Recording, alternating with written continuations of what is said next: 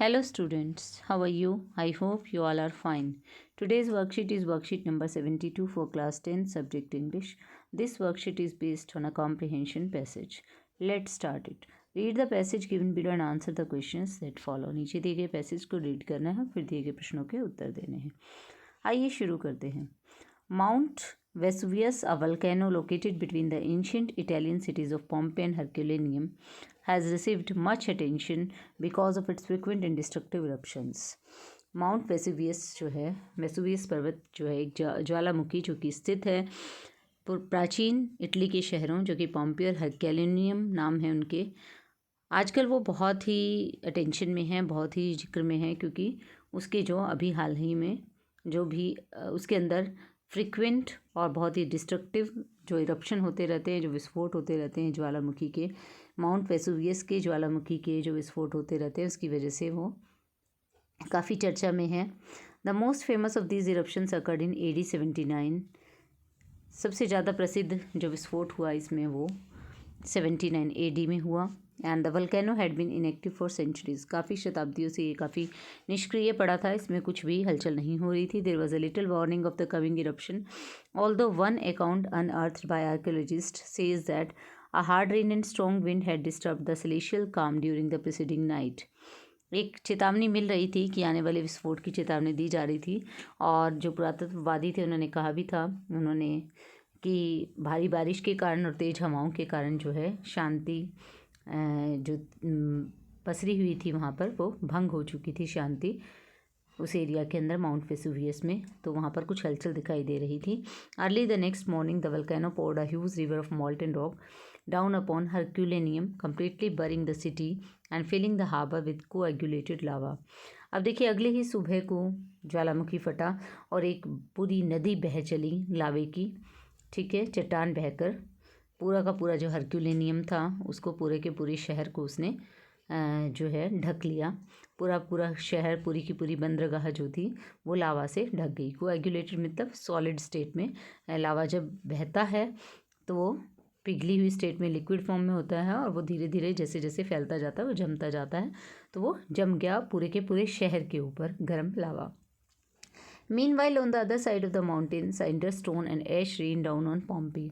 दूसरी तरफ अगर पर्वत के देखें तो जो है भारी पत्थर, कंकर और राख, क्योंकि इतना सारा ज्वालामुखी फटा है तो उसकी आग से ये सब इन सब चीज़ों की बारिश हो रही थी. Sparks from the burning ash ignited the combustible roof tops quickly.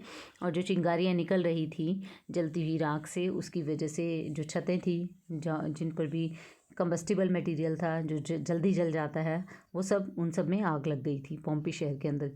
Large portions of the city were destroyed in the conflagration. और इस आग के अंदर बहुत सारा शहर का बहुत सारा हिस्सा जलकर राख हो गया था. Fire however was not only the cause of destruction. सिर्फ आग ही तबाही का कारण नहीं बनी. Poisoning sulphuric gases saturated the air. जो इस ज्वालामुखी फटने से जो गैसेज निकली, सल्फ्यूरिक गैसेज निकली जो कि काफ़ी हानिकारक थी, वो हवा के अंदर पूरी की पूरी हवा उन्होंने फिल कर दी, हवा के अंदर जम गई. These heavy gases were not burned in the atmosphere and therefore sank towards the earth and suffocated people.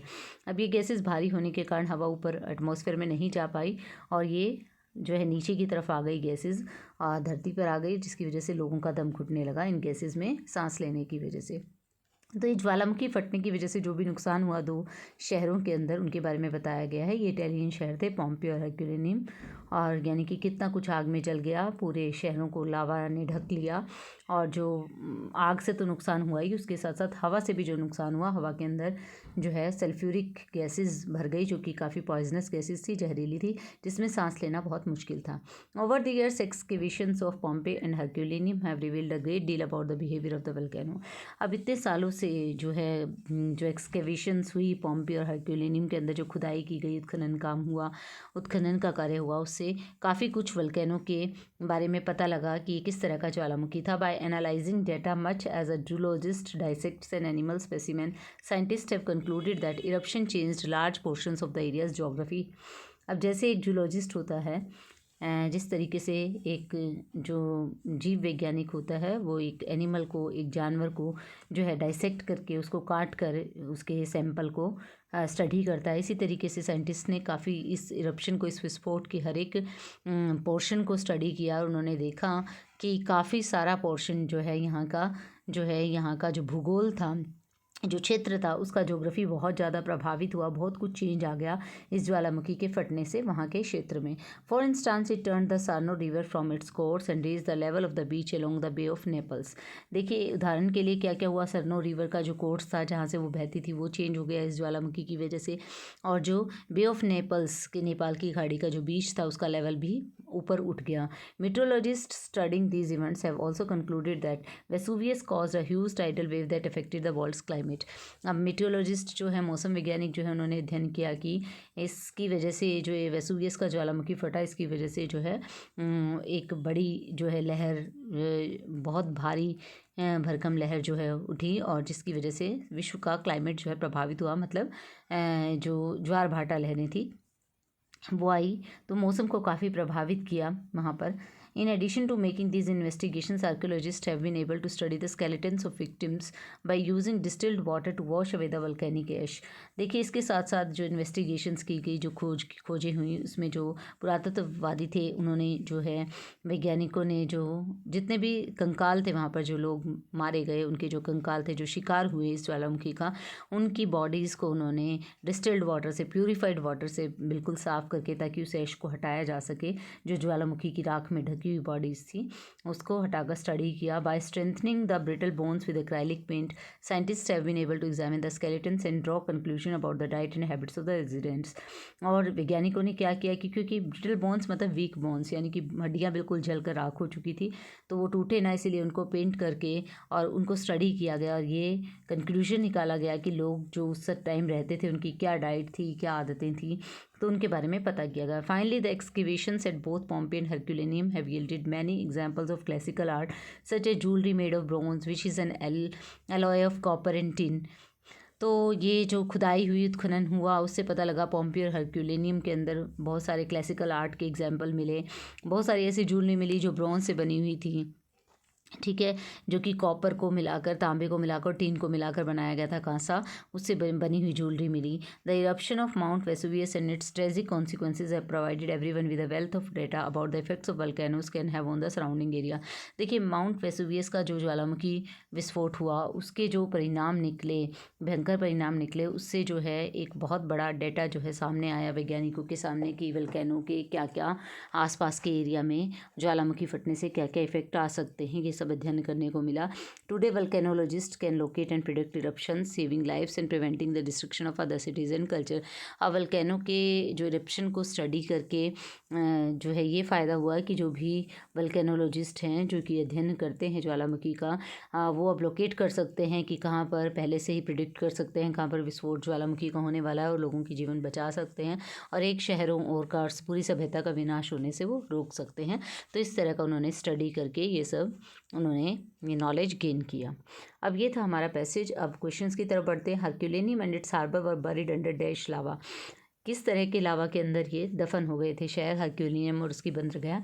तो हमें ऑप्शन दिए गए, लिक्विड लावा था, solid, flowing, gas, answer not available. तो इसका आंसर रहेगा, देखिए आंसर रहेगा सोलिड, क्योंकि हमें पैसेज में दिया गया है कोएगुलेटेड लावा, जो कोएगुलेटेड का मतलब होता है सॉलिड, क्योंकि जब लावा बहता है तो वो लिक्विड फॉर्म में होता है, लेकिन बहता जाता है और गर्म से ठंडा होता जाता है और जमता जाता है, तो यहाँ पर सॉलिड इसका आंसर रहेगा। The poisonous gases were not dash in the air. Poisonous gases क्या नहीं कर पाई हवा के अंदर, तो फर्स्ट ही ऑप्शन इसका राइट ऑप्शन है, were not able to float नहीं कर पाई वो, क्योंकि वो कंडेंस हो गई थी हवा के अंदर और हैवी हो गई थी। हैवी होने के कारण हवा नीचे ही घूमती रही, ऊपर नहीं जा पाई, तो फ्लोट होकर एटमॉस्फेयर में नहीं जा पाई।